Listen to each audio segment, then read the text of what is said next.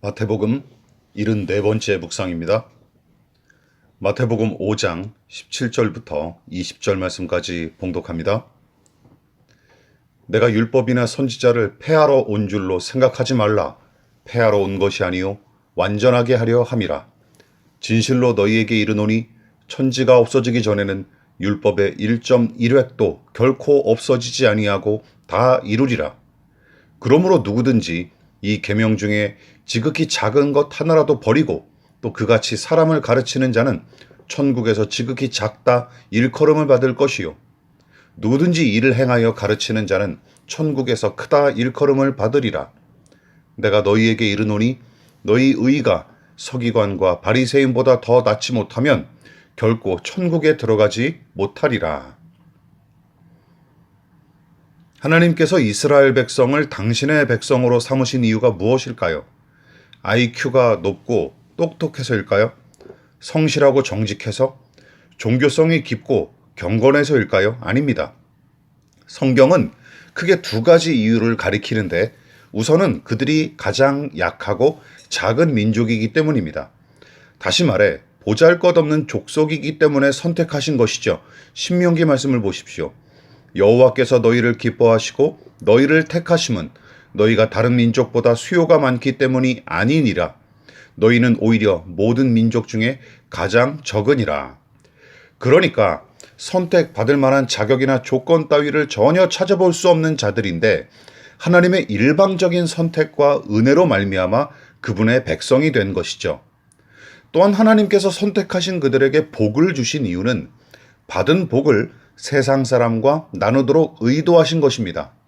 그들의 조상 아브라함에게 약속하신 말씀을 보십시오. 창세기 12장 3절입니다.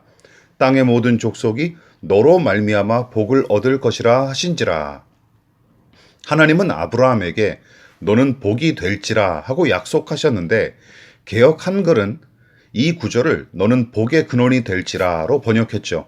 결국 아브라함과 그 후손들은 받은 복을 다른 사람들과 나누는 자, 복을 끼치는 자로 선택받은 것입니다.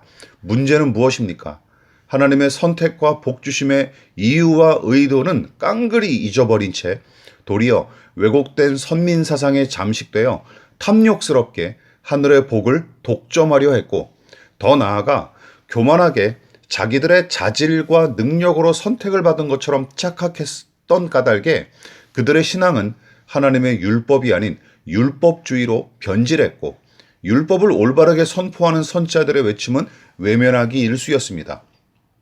물론 그들은 저 스스로 우리는 율법의 명령과 선지자를 통한 계시를 존중한다 하고 떠벌렸지만 정작 그 당시 유대교는 구약과 율법의 가르침에서 이탈한 이단 종교이자 타락한 종교 집단으로 전락해버리죠. 제자들을 비롯한 당시 사람들이 5장부터 7장까지 이어진 산상수훈을 듣고 깜짝 놀랐던 이유가 여기에 있습니다. 이 교훈이 매우 신선하게 들려왔을 뿐만 아니라 여기서 깊은 영적 권위를 느꼈기 때문이죠. 그러나 산상수훈의 메시지는 정작 구약의 율법에 담긴 정신과 그 의미를 올바르게 해석하고 적용한 내용이기 때문에 새로운 이야기가 아닐 뿐더러 뭔가 독특한 교훈을 담고 있지도 않습니다. 다만 제자들을 비롯한 유대인들이 그동안 알고 있었던 유대교의 율법주의의 가르침과는 사뭇 달랐던 까닭에 이 내용이 신선하게 와닿았을 뿐만 아니라 충격적인 메시지로 받아들였던 것이죠. 이처럼 팔복에 관한 교훈은 당시 유대인들이 관습처럼 지녔던 복 개념을 정면으로 박살내는 것이었고 세상의 빛과 소금으로서 존재할 신자의 사명에 대한 교훈도 마찬가지입니다.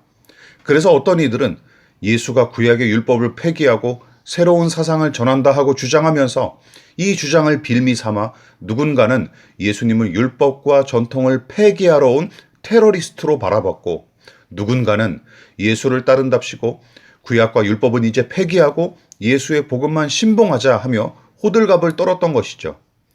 그러나 둘 다 허튼 소리에 불과합니다.